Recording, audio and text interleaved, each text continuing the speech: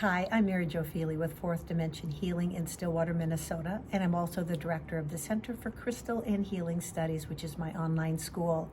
And through my online school, I offer a wide variety of courses in energy healing, Reiki, and crystal healing from beginning all the way through advanced coursework. And I also offer a crystal healer certification program.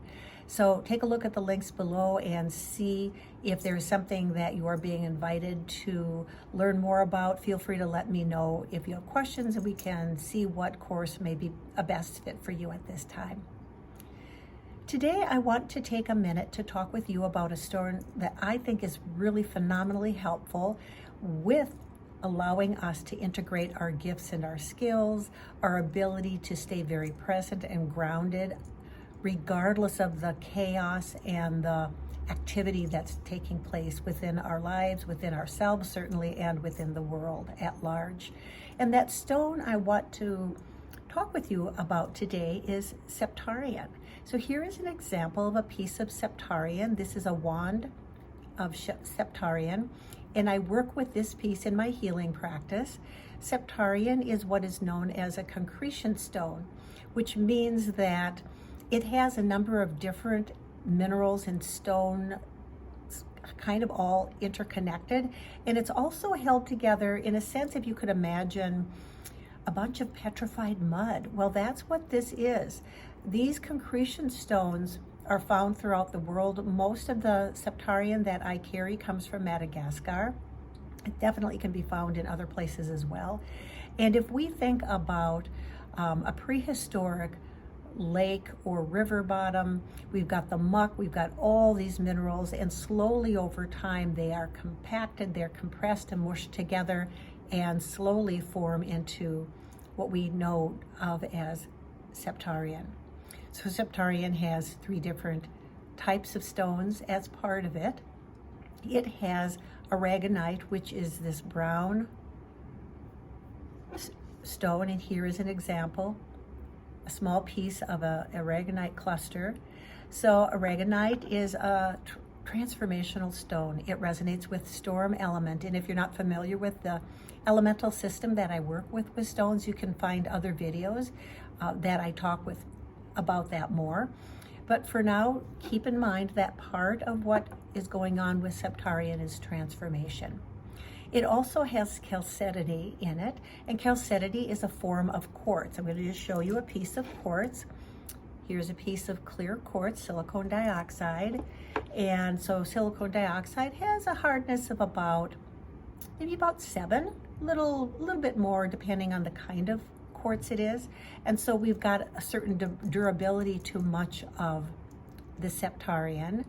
And then we also have a third stone, and that is calcite. And here's a piece of orange calcite.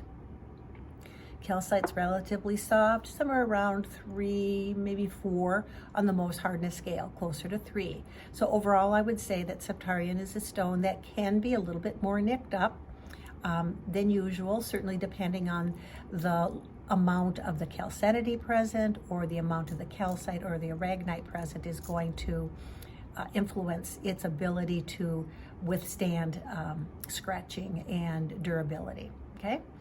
So working with the wand can be very helpful for directing energies, and I actually have a video about how to work with wands as well. So another thing I like about Septarian is the fact that it's got the calcite, it has the aragonite, and it has the chalcedony, so it can be very helpful with a multitude of healing needs. Here's an example of another piece that I work with in my practice, and you can see that this one has a fair amount of what I will call petrified mud, right? It's that matrix that's holding the stone together. Some other examples, and these are now some examples that I carry in my online shop to give you an idea of what is available. Here is a nodule of Septarian, and you can see this one is very, very much the calcite and the chalcedony. There's not a lot of the aragonite, and as I'm looking, I really can't see much of the matrix, much of that petrified mud in that one. And that, I would say, for that kind of more muddy quality can be very helpful with that earthing connection. Here's another example of a sphere. Look at the amount of the calcite, little bit of the matrix, and then we have Aragonite. So depending on what it is you're looking for, you may be kind of guided or notice or get a sense that you want to work with one over the other. Here's one that has a fair amount of that earth quality that comes from the matrix. So again, if you're looking for a piece of Septarian that's going to do those transformational healing and fiery healing qualities that you're working with, and also have a fair amount of grounding, working with one that's got a lot of the matrix could be really helpful. So those are some of the examples of some of the smaller pieces. I have a couple others I wanted to show you as well. Here is an example of a palm stone of Septarian. This is really a good representation of all the different types of the stones, the minerals contained within it. Here is an example of a freeform piece. Now this is an example of a piece of Septarian that you could have placed somewhere within your home or in your living space. It could be perhaps at work, could be that it's in the center of a crystal grid, bringing those properties that Septarian brings forth, and then integrating those properties of the stone with the energetic properties of the crystal grid could be very powerful. Here is an example of some of these little crevices that sometimes show up, like these little beautiful mystery pockets, and those are always invitations for us to go a little bit deeper into our own healing. Now here is a piece of Septarian that's been shaped into a heart. This is available also on my online shop, and the reason I wanted to show you this is that here we've got these properties of fire and earth and storm, and because of the shape that it's in, it has this ability to also bring that sense of compassion into the healing process. This again could be beautiful for some place in your home. It could be also in the center stone of a grid, could be really beautiful.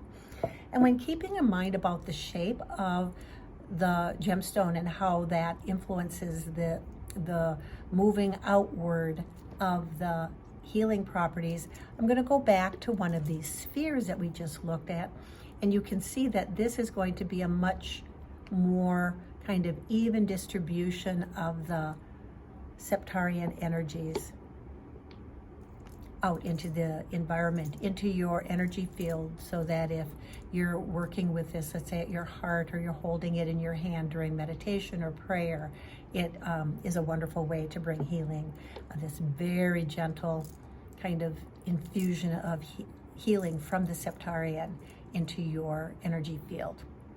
So those are just a few examples of what I have available and a little bit about Septarian. Feel free to reach out to me if you have questions. You can chat through my website. If I'm online, I may chat right back, so don't be startled if that happens.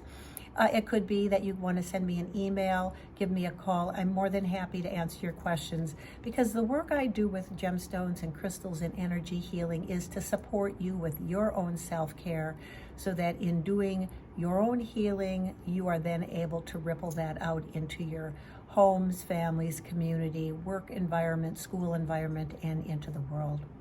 So for now, I offer you simply many blessings. Be well.